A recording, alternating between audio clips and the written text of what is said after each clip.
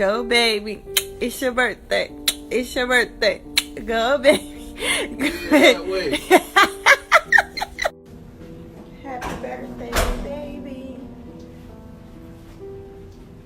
That way. I love you, Nara. I love you, Nara.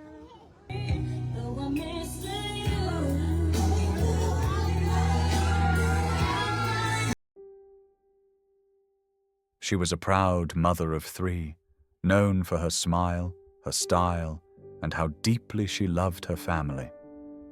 Her husband, a man she stood by, through rumors, through charges, through court hearings, she believed he would never hurt them. But just hours after celebrating her birthday, her lifeless body was found in bed, next to the man she once called her protector. Her daughters were gone too, one child, barely clinging to life. The brother kicks down a door and finds the unthinkable. This is the story of Shannara Patterson, a woman who gave everything to keep her family together, and the horrifying cost of loving someone too much, even when all the signs say stop. What happens when love turns deadly and trust becomes a trap? She was known as Nara, the girl with the golden hands. If you lived in Las Vegas and wanted your hair braided just right, you went to her. Shannara Patterson was 34 years old, born in Long Beach, California, but she built a life in Vegas with her children and a pair of styling scissors that never left her side. She wasn't just a cosmetologist, she was a creator, a mother, a woman who made people feel seen and beautiful, even on their worst days. Nara had 3 children. Kaziar, the oldest, just 14, who went by Zia. She loved to draw and had the kind of laugh that could change the mood in any room. Zamira, or Duty, just 6, was quiet but sweet. Always by her mother's side, always watching, always smiling. And then there was DJ, 11 years old and full of energy. The kind of kid who couldn't sit still for too long and had dreams of doing something big, even if he wasn't sure what that was yet. This was her world, her babies, her purpose. Nara's days were full: school drop-offs, client appointments, braiding sessions that lasted for hours, then rushing home to make dinner and help with homework. She made it look easy. People who knew her said she was always glowing, not because of the makeup or the hair, but because she genuinely cared. She gave her heart to everyone, family, friends, even strangers who needed help. And when she fell in love again, after going through life's ups and downs, she believed it was for good. Marvin Patterson became her partner, then her husband. They blended their families, built a home, and she trusted him completely. From the outside, it looked like a fresh start, a family that stuck together, a love that was worth fighting for. But no one knew what was really happening behind closed doors. And in the end, it wasn't her enemies who betrayed her. It was the man she called her husband. What would you do if someone you loved was accused of something horrible? Would you still stand by them? Or walk away? Tell us in the comments. If this part of her story moved you, like this video. And don't forget to subscribe for more real stories that need to be heard. They said he was quiet, calm, a family man, someone who stepped up when others wouldn't. That's how Shannara saw Marvin Patterson. After years of doing it all on her own, she believed she'd finally found a partner who understood her, someone who could love her and her children without judgment. They got married in May 2019. A grand Vegas wedding. Her father, just before passing, walked her down the aisle. There were flowers, music, and smiles. And for Shannara, it was more than a celebration. It was a second chance. Marvin played the role well. He helped with the kids, supported her hair business, showed up at family gatherings. On social media, they looked like a happy couple who had it all figured out. But just beneath the surface, there were small cracks that most people ignored. Marvin had finalized a divorce just 1 month before marrying Shannara. Details of that previous relationship were never clear. He didn't talk about it much. Sometimes he pulled away emotionally. Other times he became unusually quiet around Shannara's teenage daughter. There were moments that didn't feel right, but they were brushed off. Misunderstandings, maybe. Stress, perhaps. Then in October 2022, everything changed. Marvin was arrested, facing 9 felony charges, 5 counts of lewd acts with a child under 14, 2 counts of sexual assault on a minor, 1 count of kidnapping, 1 count of lewdness with a child under 16.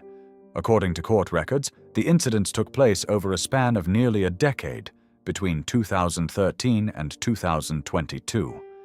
It didn't seem real. This was the man who kissed his kids goodnight, the man who walked Shannara's daughter to the school bus. Even then, Shannara stood by him. So did his brother, his ex, his son. They showed up in court, spoke in his defense. They said he was misunderstood, that he was a good man, that the charges couldn't possibly be true, but the red flags were waving, loud, clear, and dangerous. He wasn't just accused, he was being investigated for crimes against children, and he had 1 living under his roof. Still, he was released, and Shannara let him back in, because when you love someone, you don't always see the truth right away. And sometimes you see it, but your heart tells you to look away. Have you ever ignored red flags because you wanted to believe someone was better than they were? The courtroom was quiet when the judge made her decision. Marvin Patterson would be released, not for the original $100,000, but for just $10,000. And just like that, he was back on the streets. On paper, there were restrictions. He was under house arrest, tracked by an ankle monitor, legally banned from being around minors. But in real life, he walked right back into the home where Shannara and her 3 children lived. The system said, no contact with kids. Reality said, nothing. Las Vegas is known for bright lights and non-stop entertainment. But away from the Strip, it's a city with shadows. In 2023, Clark County reported a steady rise in domestic violence-related incidents. Families trying to survive, women trying to stay safe. Shannara had just turned 34. She was doing her best. But everything around her was falling apart. In November, she was evicted from her apartment. With nowhere else to go, she moved back in with Marvin, the same man facing charges of abuse. At the same time, Marvin was falling apart too. His car was about to be repossessed. Bills were stacking up. His court date was coming. The pressure was closing in from every angle. He messaged his brother, Jason, said he was overwhelmed. But no one expected what would happen next.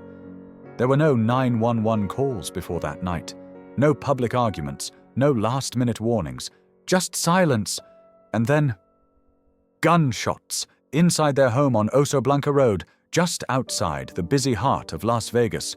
4 lives would be changed forever. 1 barely holding on. It started as a celebration. December 10th, 2023. Shannara Patterson's 34th birthday. She had her kids around her. She had Marvin by her side, smiles in photos, messages of love on social media. She had no idea it would be the last day she'd ever see. The next morning, December 11th, something changed. At around 10 a.m., Marvin's brother Jason got a text. The words were heavy, strange. Marvin said he felt overwhelmed, said everything was crashing down. Jason didn't waste time. He drove to the apartment on Oso Blanca Road. The door was locked. No one answered. He kicked it down, and what he saw is something no one should ever have to witness. Blood. Silence. Shannara and her 2 daughters, Kazia and Zamira, were found lifeless, each shot in the back of the head. They were in bed. Still. Gone. Marvin was next to them, also dead, the gun close to his body. But then, a sound. Jason heard something, faint breathing. It was DJ, 11 years old, barely hanging on, shot but alive. The 911 call is raw and devastating. "I need medical. I hear one of the kids. They're breathing."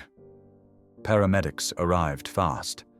DJ was rushed to University Medical Center. He had a long road ahead, but he was alive. One child, one witness, one survivor. In a matter of minutes, a mother's love story became a nightmare. A birthday turned into a funeral, and a family of 5 reduced to 1. When police arrived at the scene on Oso Blanca Road, it didn't take long for the truth to hit them. This wasn't a random break-in. This wasn't a robbery gone wrong. This was a planned execution. The Las Vegas Metropolitan Police confirmed it quickly. Murder-suicide. 4 victims. 1 survivor. Shannara, Zia, Duty. All gone. DJ, just 11 years old, rushed to UMC, barely clinging to life. He had seen the worst thing a child could ever see, and somehow he survived. But for the community, shock turned to anger. People started asking, why was Marvin even allowed to come home? Who approved his bail? Didn't anyone see this coming? Marvin's trial wasn't even over. He was due back in court in April 2024 to face multiple charges involving children. And yet, here we are. He was out, living freely, wearing a monitor, yes, but right back in the same home with children. The conditions were clear, no contact with minors, yet no one enforced it. Activists like Jasmine Lee, who runs a charity supporting families of murdered people of color, didn't stay silent. She called it a slap in the face to victims. She demanded answers from the judge, who reduced Marvin's bail from $100,000 to just $10,000. According to court records, several people testified on Marvin's behalf, including Shannara herself. They believed in him. They thought he could change. But Marvin had already made up his mind long before that courtroom hearing. And now, the ones who trusted him most paid the highest price. The courtroom never got its trial. The man at the center of it all was gone. There would be no cross-examination, no sentencing, no justice delivered by a jury. What was left was pain. Shannara's mother, Jamiseta Berui, stood in front of her daughter's casket and spoke through tears. I wish I could still see those pretty smiles. I feel numb. I feel alone. At the funeral service, friends and family gathered, struggling to make sense of the loss. The community of Las Vegas grieved together, shocked, heartbroken, and angry. A GoFundMe was created to help cover funeral costs and DJ's long-term care.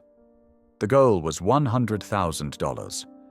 Only $5,199 came in. Meanwhile, DJ, the lone survivor, remains in recovery. He's now the boy who lived, the boy who lost everything. No child should have to wake up from that kind of nightmare. Across the city and online, the outrage continued. The focus turned to one decision: the bail. Why was Marvin Patterson, a man facing 9 serious charges, released for just $10,000? Why were the warnings ignored? Why wasn't this family protected? Activists demanded answers. News outlets picked up the story. And across social media, people called it what it was: a failure of the system. Because this wasn't just about one man's choices. It was about the cracks in the justice system that let it happen. This case forced a question no one wants to ask. How many times do we have to see tragedy before something changes? Even now, the questions refuse to go away. What signs were missed? Marvin Patterson was facing some of the worst accusations anyone could imagine. Crimes involving children. A history that should have raised every alarm. But Shannara stayed. Her family stood by him. Was it love, hope, fear? Or was it just too painful to believe the man you trusted could be hiding something so dark? And what about the court? Should emotional testimony from family and friends have carried more weight than the seriousness of Marvin's charges? Because that's what happened. People spoke for him, said he was a good man, said he deserved a second chance. And because of that, the court listened. $10,000. That's all it took for a ticking time bomb to be set free. Then there's the question of supervision. Marvin was placed on house arrest, banned from being near minors, and yet he lived right alongside Shannara and her kids. No one stopped it. No one checked. No one enforced it. Could it have made a difference if someone did? And what about the bigger picture? If there had been stronger domestic violence education, if Shannara had been shown the warning signs of control, danger, and manipulation, would she have made a different choice? Would she have recognized that sometimes love isn't enough to save someone? Sometimes love can blind you to a deadly truth. This wasn't just a personal tragedy. It was a failure at every level.